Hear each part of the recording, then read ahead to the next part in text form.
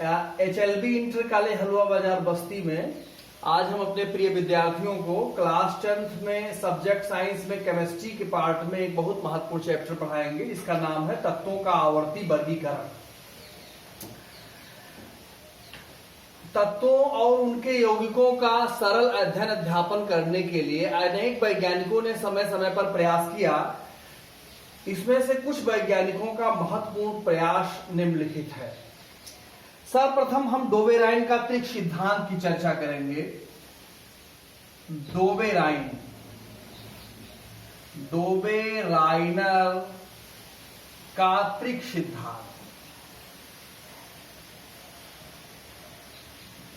1929 में अपना सिद्धांत प्रस्तुत किया था। इनके अनुसार यदि समान गुणधर्म वाले तीन तत्वों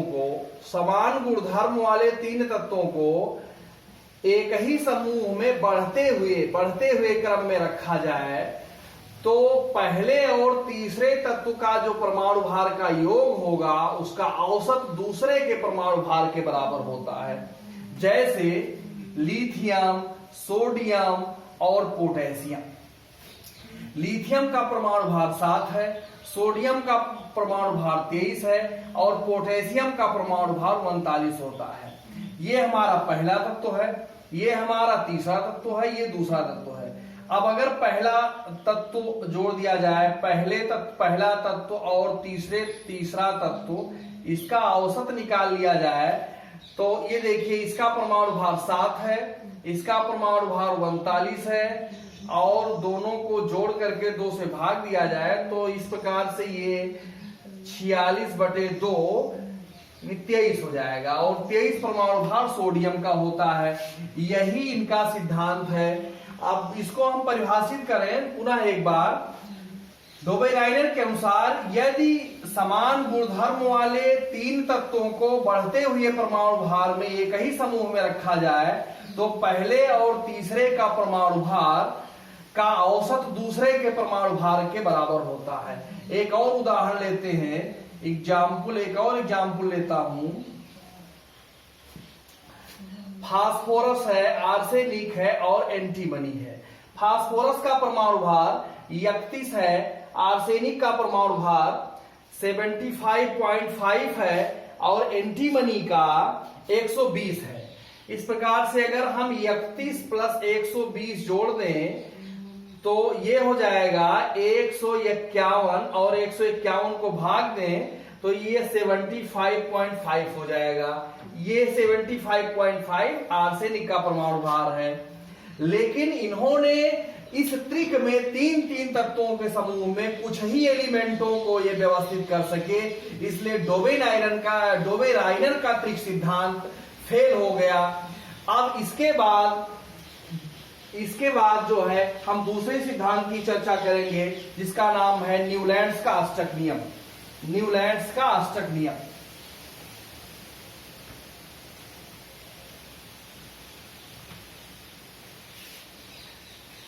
न्यूलैंड्स का अष्टक नियम।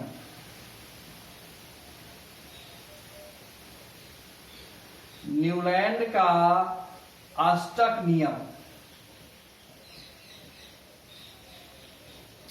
इन्होंने सन 1863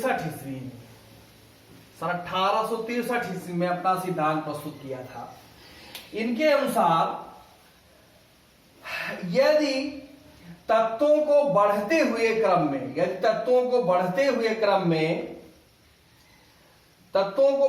परमाणु भार के क्रम में रखा जाए तो प्रत्येक 8वें तत्व का गुण पहले तत्व के गुण से ठीक उसी प्रकार मिलता है जिस प्रकार संगीत के स्वरों में पहला अक्षर 8वें के तुल्य होता है, 8वें अक्षर से मिलता है। जैसे संगीत का स्वर सा रे गा मा पा धा नी सा, ये हमारा पहला अक्षर है। पहला, दूसरा, तीसरा, चौथा, 5वां, 6वां, 7वां और ये 8वां हो गया।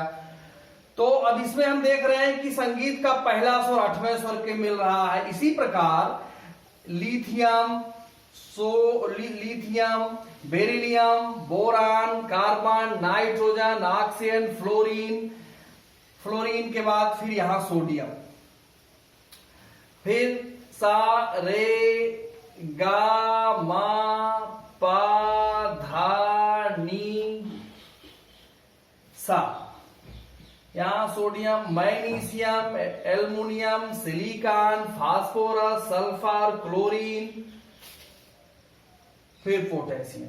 इस प्रकार हम देख रहे हैं कि जो गुण लिथियम का है वही गुण सोडियम का है। जहां यहां अक्षर संगीत का स्वर सा है, यहां भी सा है, यहां भी सा है, तो लिथियम, सोडियम, पोटेशियम का भी गुण मिल रहा है। एक बार इनके नियम को पूरा परिभाषित करते हैं। न्यूलैंड्स के अनुसार यदि तत्वों को बढ़ते हुए परमाणु भार के क्रम में रखा जाए तो पहले तत्व का गुण 8वें तत्व के गुण से ठीक उसी प्रकार मिलता है जिस प्रकार संगीत में पहला अक्षर 8वें अक्षर के समान होता है।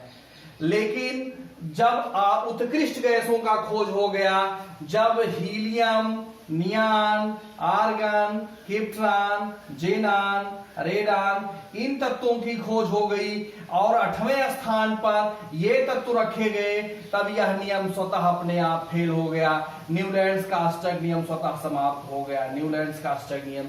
इसके बाद रूस के एक बहुत महान वैज्ञानिक जिनका नाम था D I. Mendeleev, Dmitri Ivanovich Mendeleev.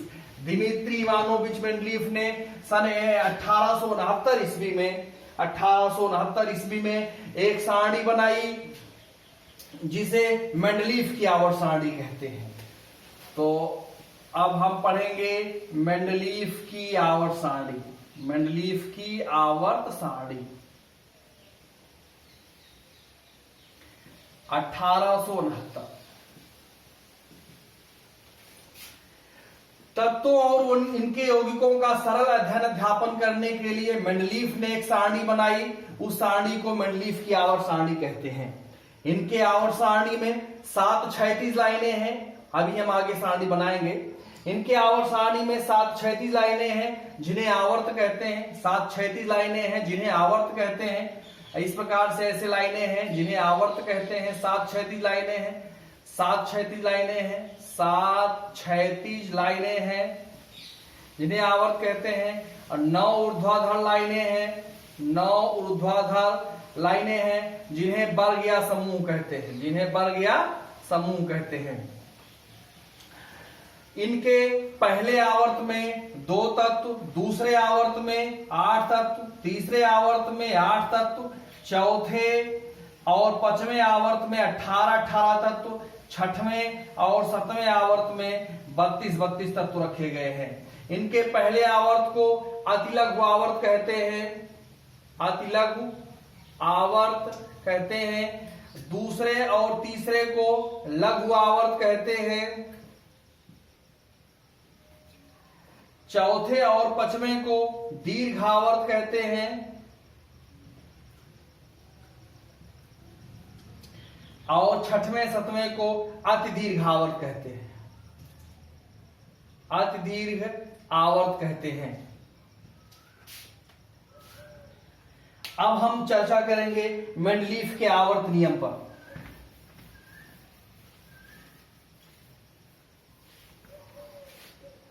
Mendeleev का आवर्त नियम।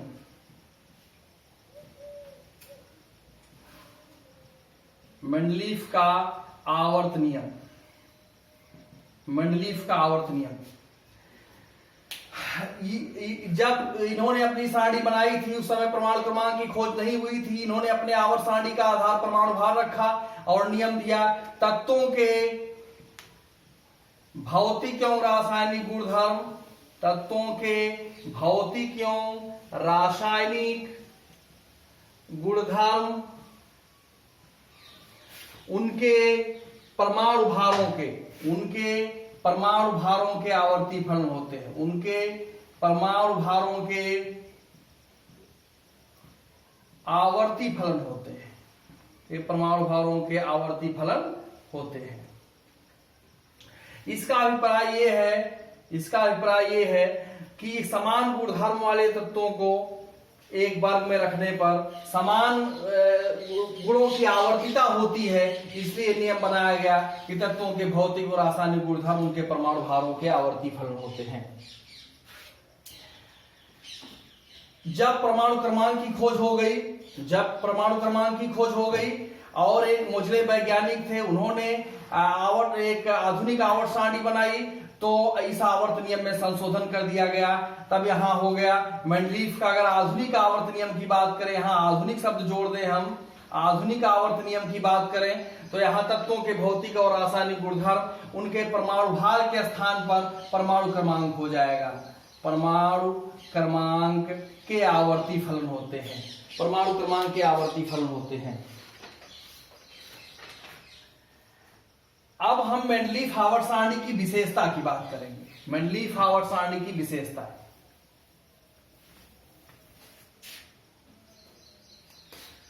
मेंडलीफ आवर्त सारणी की विशेषताएं, मेंडलीफ आवर्त सारणी की विशेषताएं। मेंडलीफ आवर्त सारणी में कई विशेषताएं हैं, जिसमें नंबर 1 हाइड्रोजन के प्रति संयोजकता, हाइड्रोजन के प्रति संयोजकता। हाइड्रोजन के प्रति संयोजकता 1 से 4 तक बढ़ती है, तत्पश्चात क्रम से घटती जाती है। हाइड्रोजन के प्रति संयोजकता 1 से 4 तक बढ़ती है, तत्पश्चात घटती जाती है। जैसे lithium, beryllium, boron, carbon, nitrogen, आगे LiH, BeH2, BS3, CH4 1 से 4 तक बढ़ा, तत्पश्चात घटता है। NH3, H2O और HF। ये नंबर 2 ऑक्सीजन के प्रति संयोजकता,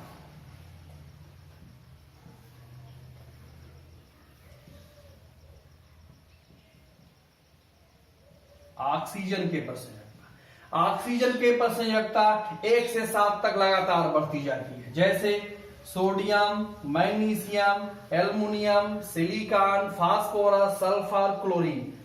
यहां सब 2 रख लेते हैं, चूंकि ऑक्सीजन के वैलेंसी 2 होती है, तो ये हो गया Na2O, Mg2O2, Al2O3, Si2O4, P2O5, S2O6, Cl2O7। अब हम बात करते हैं विकर्ण संबंध, विकर्ण संबंध की।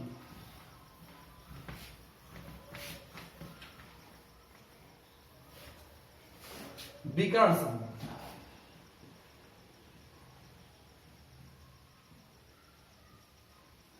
डायगोनल रिलेशनशिप, विकर्ण संबंध। आवर्त सारणी में स्थित दूसरे और तीसरे आवर्त के तत्वों में, दूसरे और तीसरे, ये दूसरे आवर्त तत्व हैं lithium, beryllium, boron, carbon, nitrogen, oxygen, fluorine. और ये थर्ड आवर्त हैं sodium, magnesium, aluminium, silicon, phosphorus, sulphur, chlorine. तो इसकी परिभाषा है, आवर्त सारणी के दूसरे और तीसरे आवर्त तत्वों में अपने विकर्ण पर आने वाले तत्वों से, विकर्ण का मतलब जैसे ये आयत है, ये कोने से इस कोने में मिला दिया जाए, ये विकर्ण। आयत में 2 विकर्ण होते हैं, ये इससे मिलता है। लिथियम मैग्नीशियम से बेरिलियम, एल्युमिनियम से बोरान, सिलिकॉन से, इस प्रकार ऐसे, तो इसी को विकर्ण संबंध कहते हैं। अर्थात आवर्त सारणी में दूसरे और तीसरे आवर्त तत्वों में अपने विकर्ण पर आने वाले तत्वों से समानता प्रदर्शित करते हैं, जिसे हम विकर्ण संबंध कहते हैं। अब अगली हेडिंग सेट तत्व, ब्रिज एलिमेंट्स।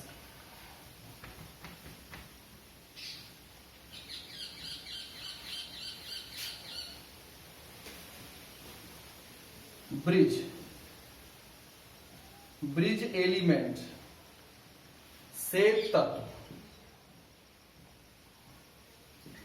तीसरे आवर्त के तत्व को हम सेट तत्व कहते हैं, तीसरे आवर्त के तत्व को हम सेट तत्व कहते हैं। चूंकि अपने दोनों वर्गों में आने वाले तत्वों से गुणों में समानता प्रदर्शित करते हैं, इस नाते तीसरे आवर्त तत्व को हम सेट तत्व कहते हैं। जैसे लिथियम, सोडियम, और ये हो गया आपका पोटेशियम, रुबिडियम, सीजियम, फ्रेंसियम, यहां आपका हो गया कॉपर, सिल्वर और गोल्ड। इनसे भी और इनसे भी, इन दोनों से समानता प्रदर्शित करता है, इसलिए हम सोडियम को श्वेत तत्व कहते हैं। एक दूसरा उदाहरण बेरिलियम, मैग्नीशियम। यहां मैग्नीशियम को हम श्वेत तत्व कहते हैं, मैग्नीशियम को हम श्वेत तत्व कहते हैं। कैल्शियम, स्ट्रांसियम, बेरियम, रेडियम, और ये जिंक, कैडमियम और मरकरी। इस समूह से भी इसका गुण मिलता है। इन समूह, जो इनका गुण है वही इसका गुण है, जो इनका गुण है इनसे भी इसका गुण मिलता है, इस नाते मैग्नीशियम को हम श्वेत तत्व कहते हैं। अब हम चर्चा करते हैं आयनन विभव की।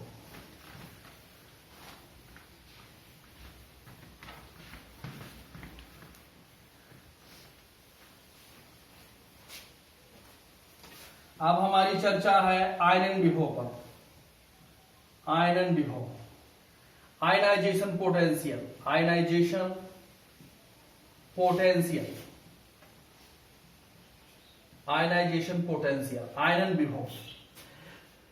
किसी तत्व के उदासीन गैसीय परमाणु से, किसी तत्व के उदासीन गैसीय परमाणु से एक इलेक्ट्रॉन को पूर्ण रूप से बाहर निकालने के लिए जितने ऊर्जा की आवश्यकता होती है, जैसे ये हमारा नाभिक है, इसमें प्रोटॉन न्यूट्रॉन है, ये कक्षाएं हैं, इसमें इलेक्ट्रॉन चक्कर लगाता है, इस प्रकार से इसे मजबूती से पकड़े हुए है। यहां से इलेक्ट्रॉन बाहर निकालने के लिए जितने ऊर्जा की आवश्यकता होती है उसे हम आयन ऊर्जा, आयन विभव कहते हैं। एक बार पूरा परिभाषा, किसी तत्व के उदासीन गैसीय परमाणु से, किसी तत्व के उदासीन गैसीय परमाणु से एक इलेक्ट्रॉन को पूर्ण रूप से बाहर निकालने के लिए जितने ऊर्जा की आवश्यकता होती है उसे आयन ऊर्जा, आयन विभव कहते हैं।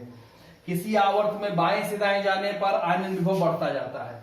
किसी आवर्त में जैसे lithium, beryllium, boron, carbon, nitrogen, oxygen, fluorine, हमें लेफ्ट टू राइट चलने पर आयन विभव बढ़ता जाता है। लेकिन इसमें कुछ अपवाद भी हैं, जैसे बेरिलियम और बोरान के बीच अपवाद है, नाइट्रोजन और ऑक्सीजन के बीच अपवाद है।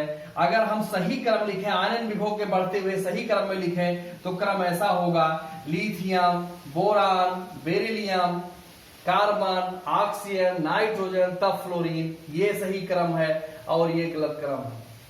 क्यों ऐसा होता है? चूंकि एक प्रश्न पूछा जाता है कि कारण सही समझाइए कि बेरिलियम का प्रथम आयन विभव बोरान से अधिक होता है और नाइट्रोजन का प्रथम आयन विभव ऑक्सीजन से अधिक होता है, क्यों? तब इसमें एक सिद्धांत काम करता है।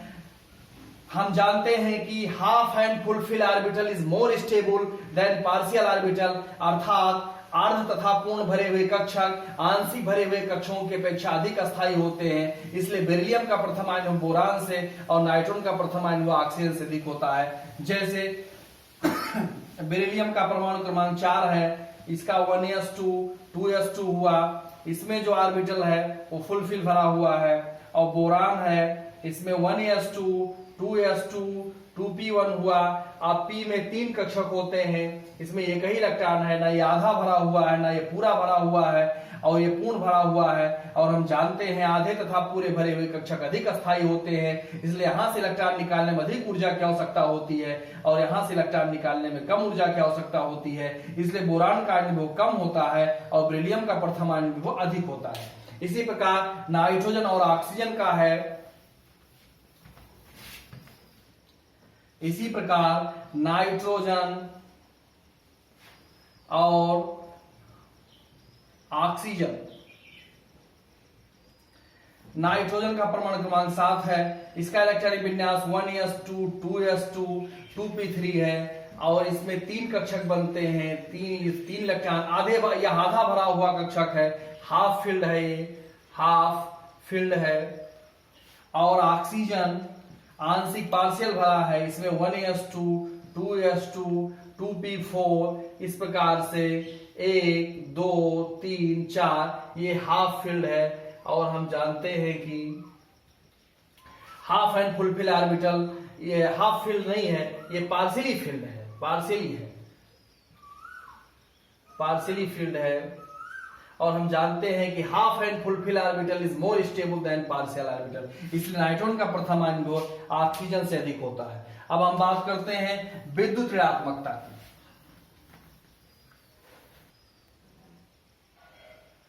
हम बात करते हैं विद्युत ऋणात्मकता की।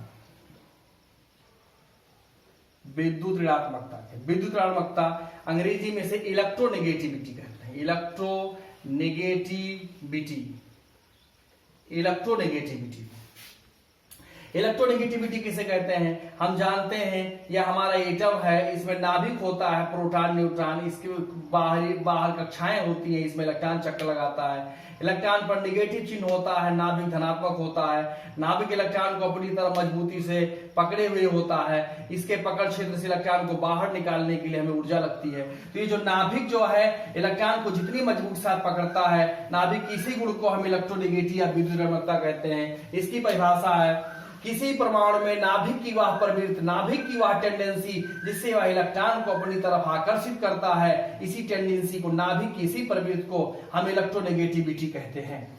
किसी आवर्त में बाएं से दाएं जाने पर, किसी आवर्त में बाएं से दाएं जाने पर इलेक्ट्रोनेगेटिविटी बढ़ती जाती है। जैसे सेकेंड आवर्त की बात कर लें, lithium, beryllium, boron, carbon, nitrogen, oxygen, fluorine, तो इसमें इलेक्ट्रोनेगेटिविटी लेफ्ट टू राइट चलने पर बढ़ता जाता है।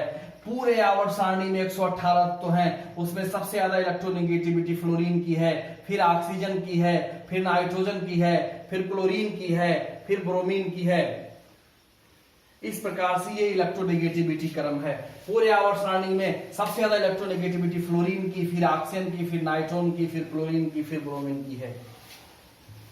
अब हम बात करते हैं प्रारूपी तत्व की, टिपिकल एलिमेंट्स। अब हम बात करते हैं प्रारूपी तत्व की। प्रारूपी तत्व, टिपिकल एलिमेंट्स, टिपिकल एलिमेंट्स। हम तीसरे आवर्त के तत्व को प्रारूपी तत्व कहते हैं। हम तीसरे आवर्त के तत्व को प्रारूपी तत्व कहते हैं। जैसे ये थर्ड आवर्त है, इसमें sodium, magnesium, aluminium, silicon, phosphorus, sulphur, chlorine, इन्हीं तत्वों को हम प्रारूपी तत्व कहते हैं। अब हम बात करते हैं परमाणु आकार की। किसी आवर्त में बाएं से दाएं जाने पर परमाणु आकार घटता जाता है। परमाणु आकार की बात करते हैं। परमाणु आकार किसी आवर्त में बाएं से दाएं जाने पर, किसी आवर्त में बाएं से दाएं जाने पर, लेफ्ट टू राइट चलने पर परमाणु आकार घटता जाता है। परमाणु आकार घटता जाता है क्योंकि कोषों की संख्या निश्चित होती है, कांस्टेंट होती है, और नाभिकीय आवेश बढ़ने से नाभिक का इलेक्ट्रॉनों पर आकर्षण ज्यादा होता है, जिससे नाभिक सिकुड़ता, जिससे परमाणु सिकुड़ता जाता है और परमाणु आकार छोटा जाता है। इसी प्रकार लेफ्ट टू राइट चलने पर परमाणु त्रिज्या भी घटती जाती है। परमाणु त्रिज्या भी घटती जाती है लेफ्ट टू राइट चलने पर। अब हम बात करते हैं धात्विकता की। धात्विकता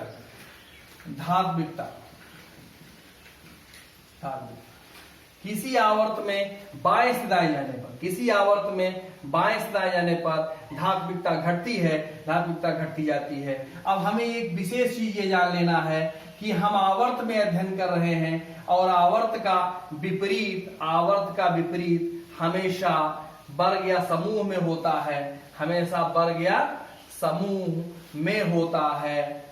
में होता है। तो इसलिए हमने जितनी चीजें पढ़ी हैं, अगर आवर्त में लेफ्ट टू राइट चलने पर वो घट रहा है तो वर्ग या समूह में ऊपर से नीचे जाने पर वो चीज बढ़ेगा, ऊपर से नीचे जाने पर वो चीज बढ़ेगा। अगर आवर्त में घट रहा है तो समूह में बढ़ेगा, और अगर आवर्त में बढ़ रहा है तो ऊपर से नीचे जाने पर समूह में चीज घटेगा।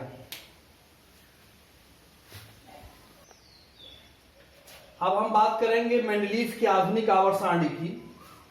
जब परमाणु क्रमांक की खोज हो गई और आधुनिक और मेंडलीफ के आवर्त सारणी में संशोधन करके परमाणु भार के स्थान पर परमाणु क्रमांक रखा गया, तो सारणी इस प्रकार से उसमें शून्य वर्ग और जोड़ दिया गया, क्योंकि मेंडलीफ में शून्य वर्ग नहीं था। तो इसमें देख रहे हैं हम कि 7 आवर्त हैं, इस प्रकार 7 क्षैतिज लाइनें हैं जिन्हें आवर्त कहते हैं। ये 7 क्षैतिज लाइनें इस प्रकार जिन्हें आवर्त कहते हैं, और 9 ऊर्ध्वाधर लाइनें हैं। 8 शून्य को हम लेकर के 9 है, 9 ऊर्ध्वाधर लाइनें हैं जिन्हें वर्ग या समूह कहते हैं। और हर वर्ग में 8वें वर्ग और शून्य वर्ग को छोड़ करके सभी वर्गों में 2 वर्ग बनाए गए। पहले में ए और बी, सेकंड में ए और बी, थर्ड में ए और बी, फोर्थ में ए और बी, फिफ्थ में ए और बी, इस प्रकार से अब हम देखेंगे कि पहले आवर्त में हमारा दो तत्व है, हाइड्रोजन है और यहाँ हीलियम है। हाइड्रोजन को हम 7वें वर्ग में भी रखे हैं, यहाँ 7वें वर्ग में भी रखे हैं, 7वें वर्ग में भी रखे थे, यही विवाद का कारण था, लेकिन अब बाद में इसको हटा दिया गया, लेकिन अभी तो फिलहाल यहाँ रखा है। अब दूसरे आवर्त की बात करें तो यहाँ lithium, beryllium, boron, carbon, nitrogen, oxygen, fluorine, यहाँ नियॉन। फिर तीसरे आवर्त की बात करें तो इसमें भी 8 तत्व, पहले आवर्त में 2 तत्व, दूसरे में भी 8 तत्व, तीसरे में 8 तत्व, sodium, magnesium, aluminium, silicon, phosphorus, sulphur, chlorine, argon. फिर चौथे आवर्त की बात करें तो इसमें पोटेशियम, कैल्शियम, फिर स्कैंडियम इसमें बी में चला जाएगा, scandium, titanium, vanadium, chromium, manganese, iron, cobalt, nickel, copper, zinc, gallium, germanium, arsenic, selenium, bromine, krypton. इस प्रकार से ऐसे इसमें चौथे में 18 तत्व हो गए, पांचवें में भी 18 तत्व हैं और छठे और सतह में 32 तत्व हैं। अब हम आगे बात करेंगे मेंडलीफ के बाद, जब परमाणु क्रमांक की खोज हो गई, इलेक्ट्रॉनिक विन्यास की खोज हुई, तब इसके बाद जो है दीर्घाकार आवर्त सारणी बनाई गई। अब हम आपके सम्मुख दीर्घाकार आवर्त सारणी बनाएंगे। दीर्घाकार आवर्त सारणी, दीर्घाकार आवर्त सारणी में भी 7 आवर्त है और 18 वर्ग है। इस प्रकार से 1 2 3 4 5 6 7 आवर्त हो गए।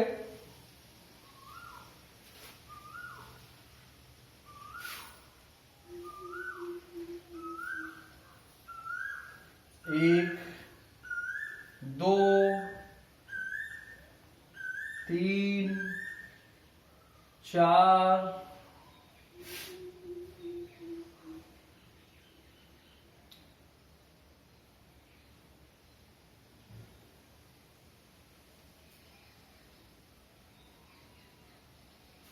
एक, दो, तीन, चार, 5, 6, 7, 8, 9, 10, 11, 12, ये हो गया 12, यहां तक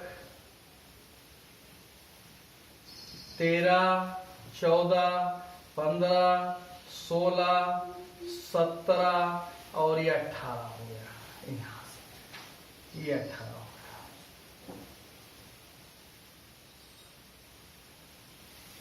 ये हो गया। और 14 तत्वों की 2 आवर्त सारणी के बाहर श्रेणियां बनाई गई हैं, जिन्हें क्रमशः हम लैंथेनाइड, ऑक्टेनाइड कहते हैं। इसमें 14, 1, 2, 3, 4, 5, 6, 7, 8, 9, 10, 11, 12, 13 और ये 14।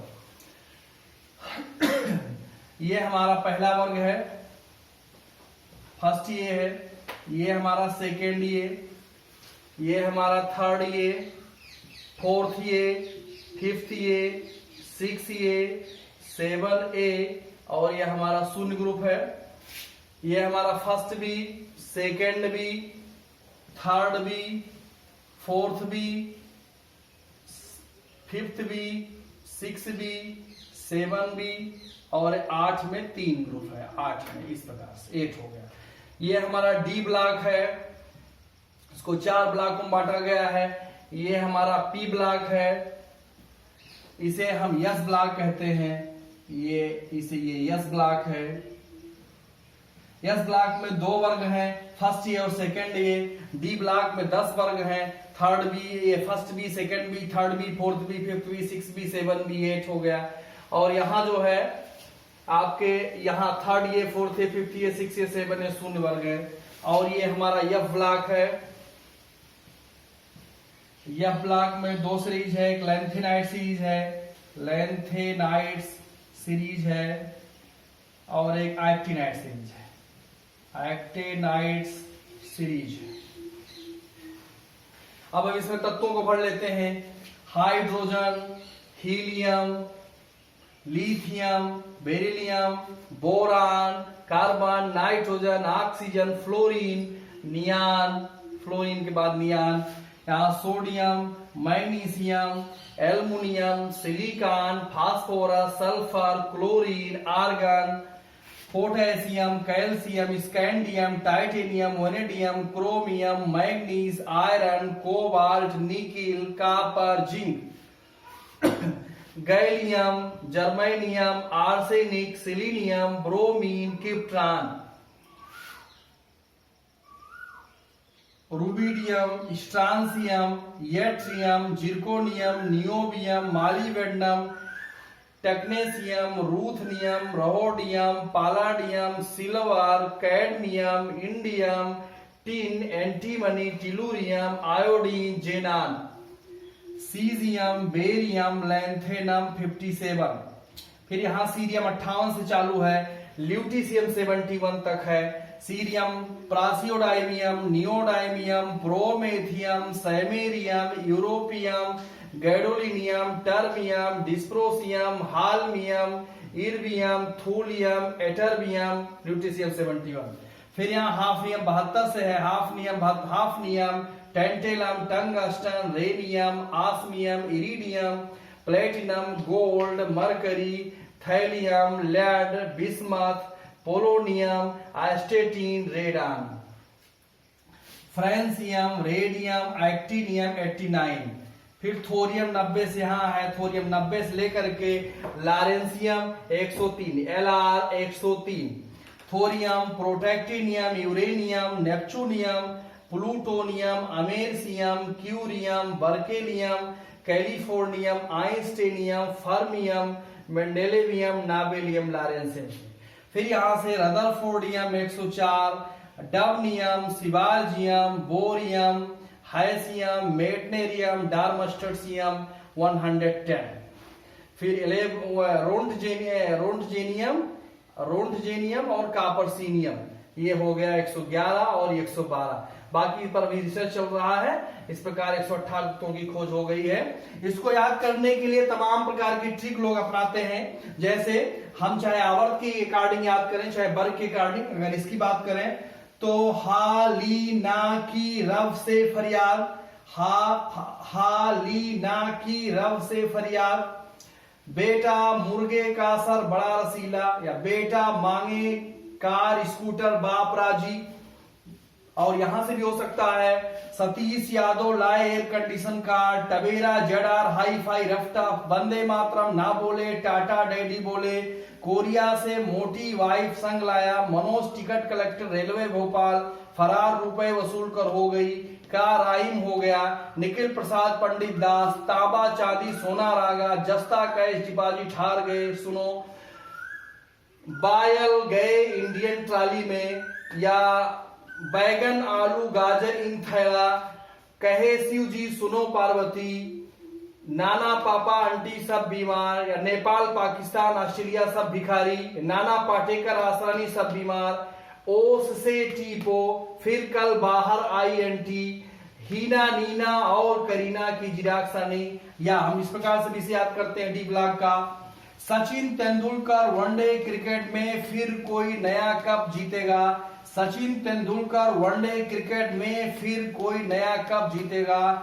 यारी जरा निभाना मौत तक रुकावटें राह में पड़े अगर कोई, यारी जरा निभाना मौत तक रुकावटें राह में पड़े अगर कोई, ला हफ्ता वरना रे उधर इधर पिटाई और होगी, ला हफ्ता वरना रे उधर इधर पिटाई और होगी। इस प्रकार से याद करने के लिए लोग बहुत तरीके अपनाते हैं। फिलहाल हम आपसे अपेक्षा करेंगे कि इनमें आपको पूरी 118 तत्वों की सीरीज याद हो जानी चाहिए। ये बहुत उपयोगी है। फिर आगे हम और चीजों पर चर्चा करेंगे। आज के लिए इतना। और आप व्हाट्सएप नंबर हमारा ले लीजिए और उस पर जो है आप अगर चाहे तो नोट्स उपलब्ध हो गया। जो भी हम लोग पढ़ाएंगे उसका नोट्स भी उपलब्ध कराते रहेंगे। आज के लिए बस इतना ही। ये हम लोगों का व्हाट्सएप नंबर है 9984657349 और दूसरा नंबर है 6307949363। इस प्रकार से इन दोनों नंबरों की सहायता से आप अगर मटेरियल चाहेंगे तो हम इसका जो भी हम लोग आपको पढ़ा रहे हैं उसका बेहतर से बेहतर नोट्स हम आप लोगों को उपलब्ध कराने का प्रयास करेंगे।